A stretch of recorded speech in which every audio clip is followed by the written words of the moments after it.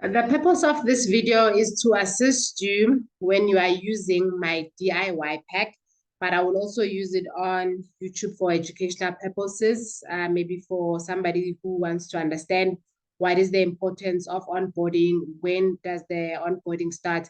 So while I was actually putting this together, I realized that actually an onboarding starts almost 6 months before you become aware who you're going to employ.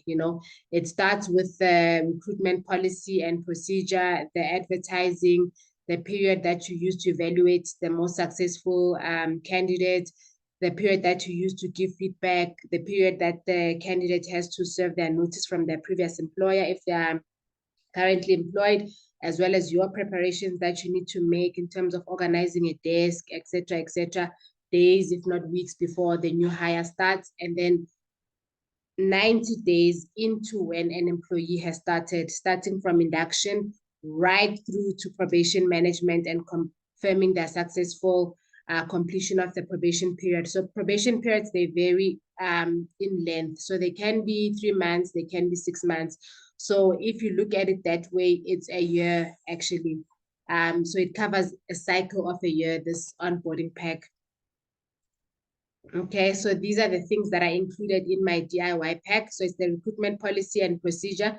So as I say that things don't start wrong, they go wrong. So you need to have the proper recruitment policy in place where you cover things such as advertising, like regretting an unsuccessful candidate, feedback to successful candidate, and what methods are you going to use to identify the success or the potential of success of the candidates once they are employed within your organization. And then one thing that I thought was also fit to include is the behavioral outcomes-based interview questionnaire. So I have a template that I will show you that has 25 competencies and questions under those different competencies. So competency, for example, is communication. So if you want to assess how competent somebody is with their communication, you would ask questions around communication.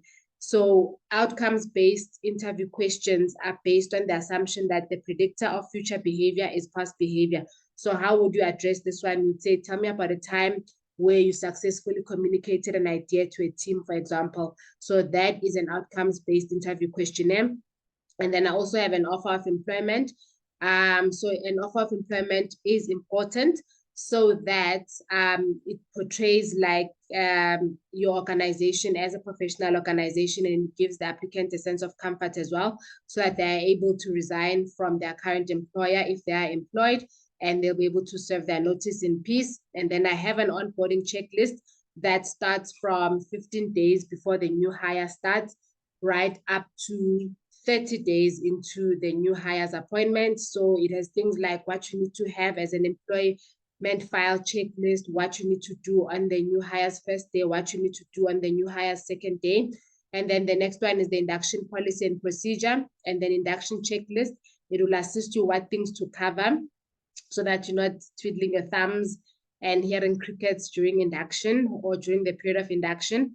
And then I have a template, an Excel template. So this one is also customizable. You can customize it to the individual job title or job function that you're recruiting for. So this one is sort of more longer term, unlike the one of the 15 days, first day of the new hire, second day of the new hire. So this one is the first 30 days of the new hire, the first 60 days of the new hire, and the first 90 days of the new hire. So as I said, that this onboarding process, it takes about a year if you actually think about it. So I hope me saying it takes a year, it does not sound daunting, but it actually makes you appreciate the importance of having proper documents, proper procedures in place, as well as appreciate the function of the HR department, okay?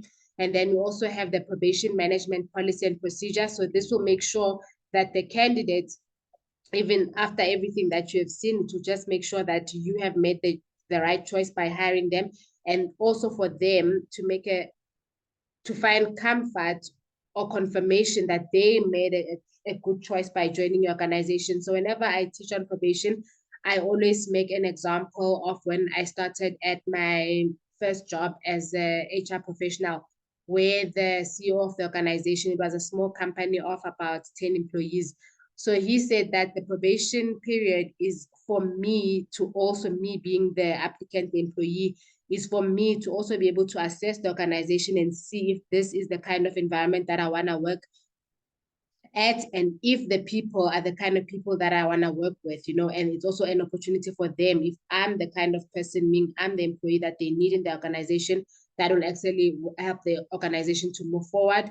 And the long and short of it is, I was actually the one, when I say I, meaning the employee, Pumzile, fresh out of university, who actually came forward and said, look, Mr. So-and-so, this is not for me. I do not like the environment. I do not like this. I do not like that. I do not like that, you know.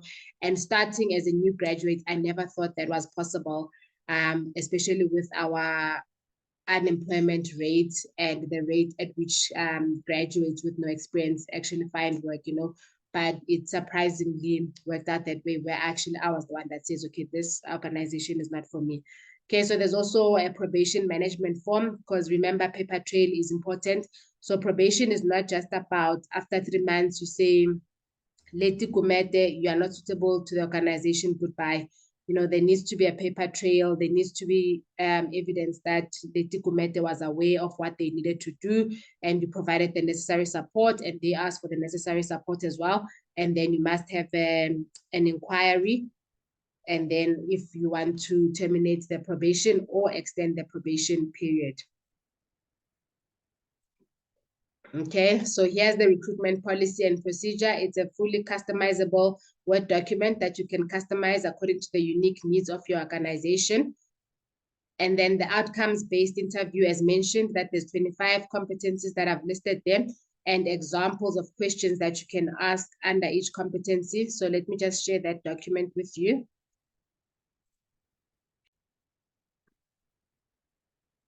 Okay, so this is the document that I've put together. It has 10 pages.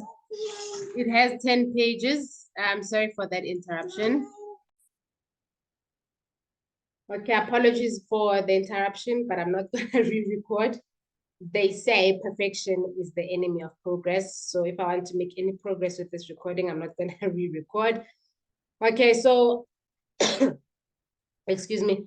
So this is the outcomes-based interview questions that I've put together. So it will depend, because not all roles will require the same thing. For example, not every role you'll require somebody who will be leading and communicating. Not all roles will require customer service for them, okay? So let's say, for example, you want to assess somebody's customer service, you can say, please provide me with an example of a time when you delivered excellent customer service. Then if you want to see how well they work in a team, you can say, tell us about a time when you worked successfully in a team.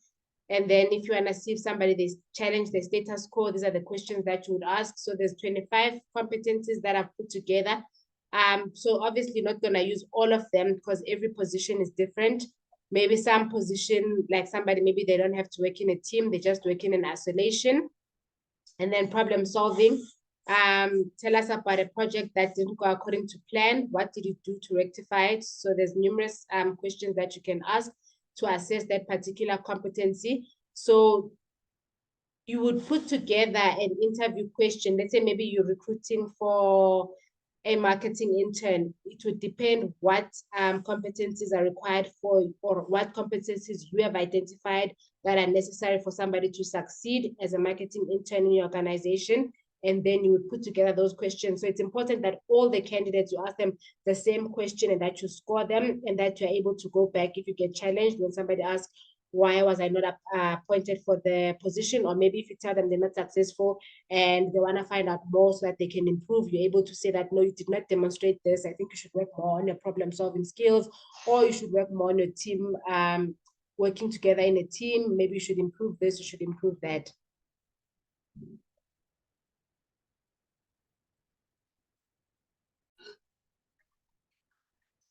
Okay, so this was what I found today on Instagram, and I thought it was quite cute, if not humorous, where the interviewer asked the applicant, give me an example of a time where, and then work of Mimi says, look, y'all need staff or not? And they roll their eyes, you know. So it looks like this interviewer knows the outcomes-based interview strategy that we just discussed now.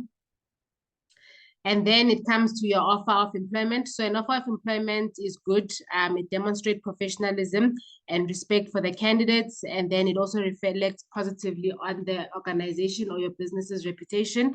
And it also gives the applicant a sense of comfort to say, okay, Shugu Enterprises, they want to employ me. They've given me an offer of employment to sign. And this is the start date that they want me to start. And then they can take it, or rather they can find comfort in it, and then they can go resign if they're currently working somewhere else and they need to serve their notice, okay?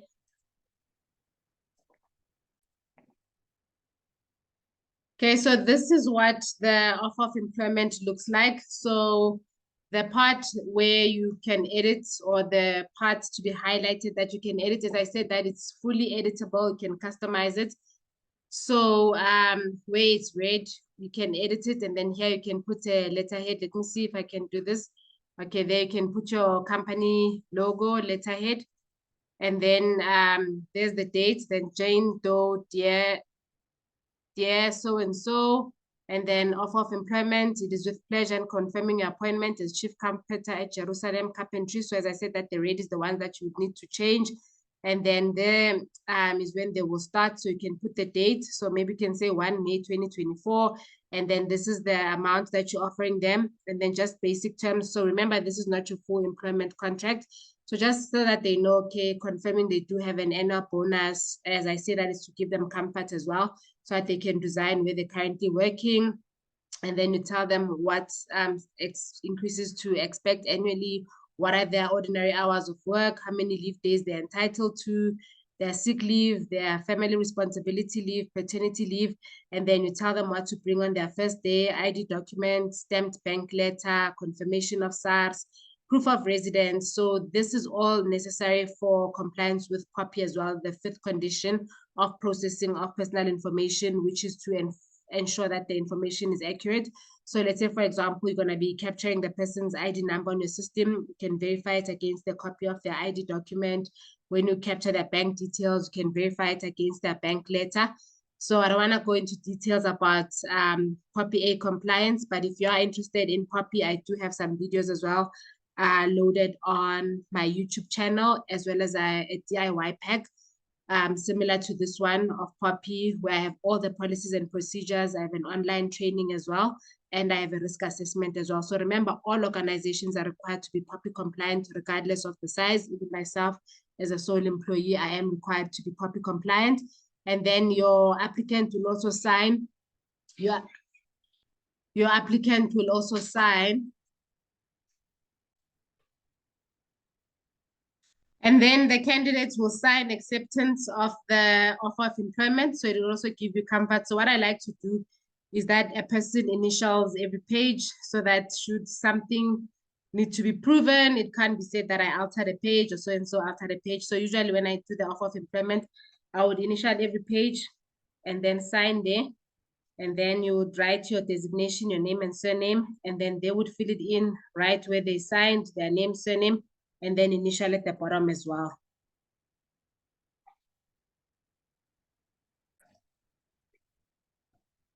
Okay, so let me apologize again. You will hear kiddies' voices here and there. I'm recording this during the school holidays and I'm working from home. So with the onboarding checklist, so as I said, that I have placed the documents in chronological order according to the life cycle of your onboarding process, okay? So now that the person has accepted the offer of employment, they have served their notice at their previous employer, and now they're ready to start with you, and they confirm that, okay, my resignation has been accepted, this is the date I'm going to be able to start with you, then you would be able to. Okay, so this checklist, it starts 15 days before your new hire. I will show you the template. So they are fully customizable. So not everything will apply to a business. So businesses are as unique as individuals. So it starts 15 days before your new hire starts. And then there's the checklist for what you need to do on the first day. There's a checklist of what you need to do on the second day. And then there's a checklist of what you need to do in the first month of your new hire start. Okay, so this is what the onboarding checklist would look like. So you'll have a list of documents that you need to check that you have. So you're also going to use this for the person's employee file. Then you can say, what name did I use? Leti Kumete. You can say employee name, Leti Kumete, start date. You said it's 1 May. So remember the rate is what you can change. And then CV, you can check that you have the CV in file, the offer of employment, they've signed it, the employment contract. So I've also included different employment contract templates for this onboarding pack, because maybe it might be that you're employing somebody on an internship, or you're employing somebody as a permanent, or you're employing somebody on a fixed term basis, or you're employing somebody for whatever reason. Okay, so I've included different employment contract templates. I will show you them after I've shown you this onboarding checklist. And then their personal detail forms need to make sure that they're completed. Medical aid, if you're offering medical aid, but most small businesses, they just work on a cost to company basis, and then an employee sees to finish what they do with their medical and pension fund. And then copies of ID, marriage certificates, dependent forms, and then EA1 form for the Department of Labor, proof of banking details. Remember, I covered that for the purposes of Copy Act. And then induction and training manual. So they need to sign that they've been inducted, they've covered the certain policies and procedures. So I'm also going to do a DIY where I include all the policies and procedures that you can have for your business. And then I'm going to make them fully customizable as well. And then a job description is important, because remember, when you dismiss a person, or when maybe the transgression ends up leading up to a dismissal or having to lead up to a dismissal, you need to prove that the employee was aware of the rule, and that the rule was reasonable, and that the rule was consistently applied. So one way of ensuring that the employee knew what was required is through a job description, and through induction and training, and through covering your policies and procedures.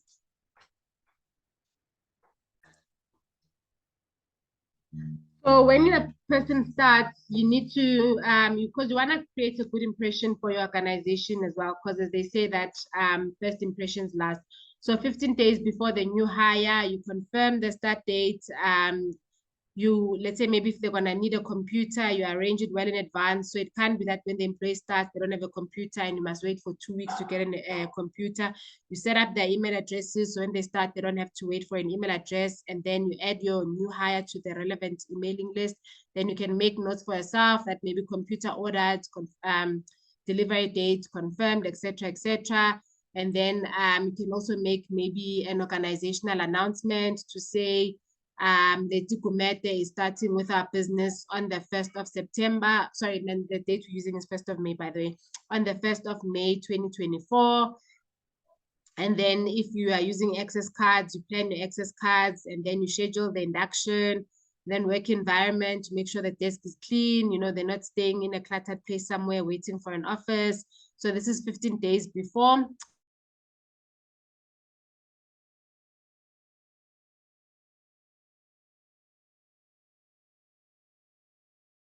And the bathrooms are, they know the break rooms, they know where's the first aid kit. And then there's the induction checklist that I will take you guys through as well of what it looks like. So remember, everything is fully customizable. And then job overview, give them their job description, they know what's expected, etc., etc. You tell them that in the first 30 days, this is what I expect you to do. And you will use another Excel template that I will show you where you can actually document everything, because in HR, documentation is very, very important. So not that we're planning for failure all the time, but should you maybe end up at the CCMA, or maybe have to terminate an employment, you have your paper trail, you have nice bundles for the CCMA to prove that the employee was aware of what is required of them. And then the first month of the job. So remember, I told you that this one, it covers the first month, like 15 days before they start, and the first month of the employee on the job. So this is their probation. So it also talks to the probation. So a lot of these documents, they actually talk to each other. So each other. So this is the first month in their employment. Okay, so the next one is our induction policy and procedure. So I do have an induction policy and procedure, and then this is the induction checklist that you would put in the employee file as well. So you can see our employee file is almost full. So it's the employee name and surname, when did induct them. So I also like to give this to new employees to sign so that they can initial every page. So it also makes sure that you don't have crickets during the induction session. It also makes sure that you don't have crickets during the induction section. Apologies again. So this just makes sure that you don't have crickets during your induction process. So you give them the welcoming speech, tell them your vision and mission of your organization, the background of your business, what services you offer, etc., etc. And then you would cover all the policies and procedures. So usually here I use it as an opportunity to cover all the HR policies and then you would cover your hours of work, overtime, holiday pay, etc., fringe benefits. So a lot of these documents, they actually talk to each other. So here, most of it will be covered in the employment contract. And then you tell them about the probation period, their rights, handling of rumors, facilities. You would have given them the company tour from the checklist, economic factors, tell them about the cost to damage to equipment, and then the person inducting it. So as I said, that this is fully customizable. So you can maybe write, if you are an organization, maybe with just an owner and 4 people, and you, the owner, are going to be doing the induction, you can put your name here, and then you sign, you put the date, they sign, they put the date. So as I always say that I prefer people to initial every page. So they'll initial every page, and then you can put this in the employee file as well, okay?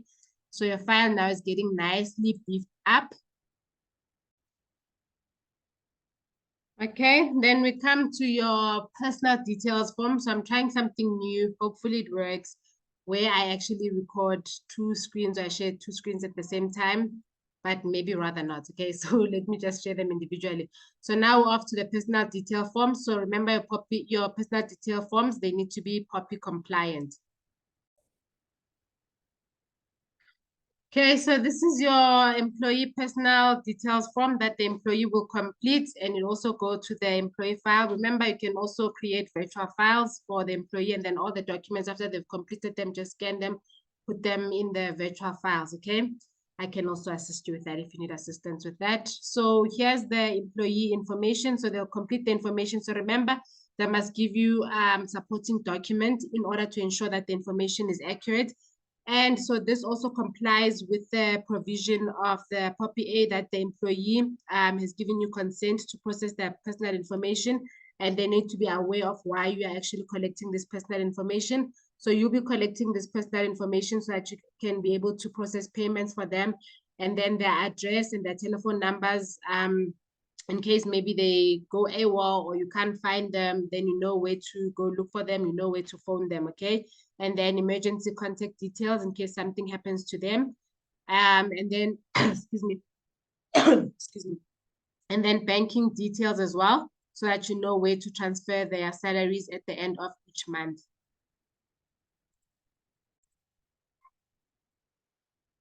Okay, now we are on to our 30, 90, and 60-day period where the employee is actually in the physical premises of your business. So this is an Excel template, fully customizable, but you would need to customize it to each and every function, because what you would require for an HR manager to accomplish in 30 days is going to be different to what you would need a marketing manager to accomplish in 30 days, okay?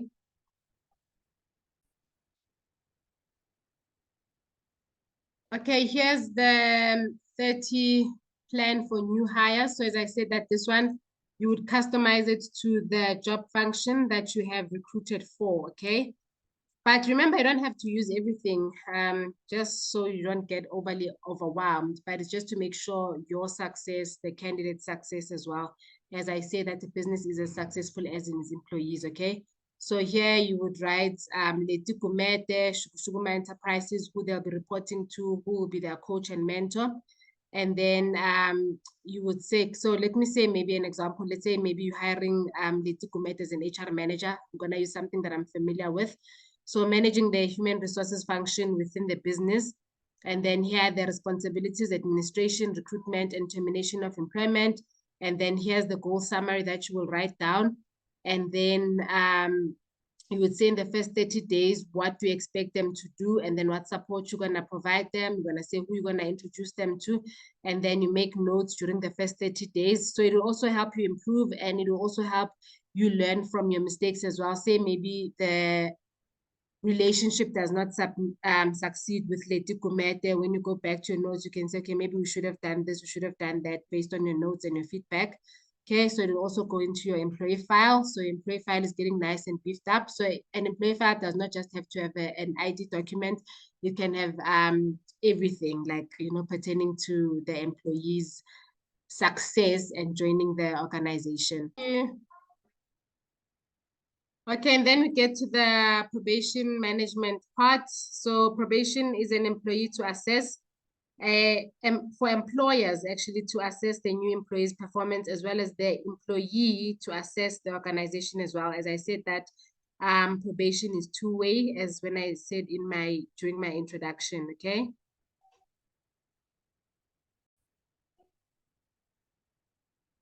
Okay, so this is what the probation management policy would look like. But as I said, that you can customize it according to your requirements. So some prefer a 3-month probation period, some prefer a 6-month probation period. So there's the purpose of the policy, and then etc. So it's a 4-page policy and procedure. You can go through it. I've also made it available and fully customizable. And then I will share with you now the form that you're going to use to manage your probation. Okay, so this is the probation management policy and procedure. So you can use it regardless of the job title. You can use it for a marketing officer, HR officer, admin clerk, cleaner, supervisor, etc., etc. Okay, so it's the name and surname, when they started, their job title, probation end date. So if you agreed on the employment contract that the probation is going to be 3 months, then you put, we're using the 1st of May 2024 as the start date for the purposes of our training. So it's going to be May, June, July. So you're going to say the end date of the probation is 31 July, and then the manager's name and surname, department if you have more than one department, and then first assessment date. So if they're starting 1 May, the first assessment date will be the 31st of May, second assessment date 30th of June, third assessment date will be the 30th of July or the 20th of July, and then there's the rating scale. I'm not gonna go through it so that the training is not too lengthy, but you can just have a look at it when you download the documents from my DIY pack. And then the quality of work, to what extent does the employee accomplish what is assigned to them in a specified period. So you would use a measuring scale. If they do not meet the requirements, you just say 1, and then you say comments while you are saying that, and then you'll also write back what feedback that they're saying they need. Okay, so you'll do so. There's different ones that you can measure: interpersonal skills, communication, attendance and reliability, etc., etc. Okay, and then this session, you're going to complete it every time you do the assessment. So you're going to complete it on the 1st month, the 2nd month, and the 3rd month. And then let's say for the purposes of our training, let's say maybe this one where you scored them 1 to the quality of work, maybe the work is shoddy and it's not delivered on time, it's teared, the spelling mistakes, etc., etc. And then they'll say, do you undergo an formal HR orientation? Was it fruitful? So orientation is essentially the induction. So they say, yes, I was inducted. I'm aware of the policies and procedures. I'm aware of my job description. And then I'm starting to feel comfortable in your new job. They'll say, no, I'm still a bit nervous. It's my 1st month, So you write down everything. There's a lot of questions here, but you're more than welcome to add your own. If you feel maybe there's something that you'd like covered in the discussions and I have not included it, you're more than welcome to include it. And then general comments, the employee can say general comments about their role. They can also give you suggestions for improvement. And then recommendation, this one you would fill in after 3 months if you've decided that the probation period is going to be 3 months. So you can say, I recommend that this probationary employee be permanently employed. And then if you recommend this, then you're going to give the employee the letter of successful completion of their probation period. Okay. And then if maybe they're not successful 3 months, you can say that you recommend that the probation be extended by another 2 months or 1 month, and then you do the same evaluations again. So remember to keep a paper trail, make sure everything is signed, everything is in the employee's file as well, okay?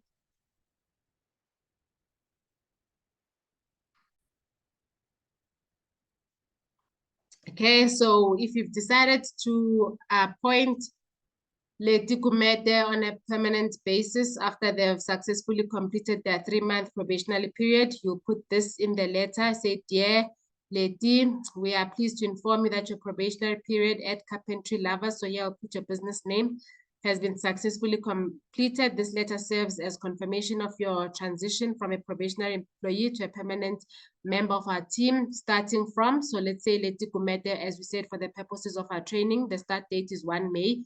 So it's May, June, July. So starting from 1 August 2024, you are considered a permanent employee of Carpentry Lovers, then Mary Magdalene, founder and director, and then you sign as the owner, and then they will initial and sign as well. And you give them a copy, they might want a copy, and then you place the other one in the employee file.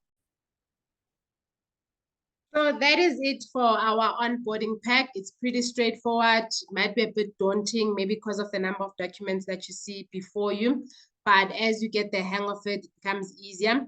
So if you want to find out more about my other HR products, please visit me at Musa HR on the socials. I'm on TikTok, I'm on YouTube, I'm on Instagram, I'm on Facebook, or you can WhatsApp me, South African number 0817223775, or email info@musahr.co.za. And you can visit my Linktree link there on my bio to see my other products and my other DIY packs that I do offer. Thank you. And again, apologies for the disturbances and the squeals here and there. It's school holidays, but the work continues.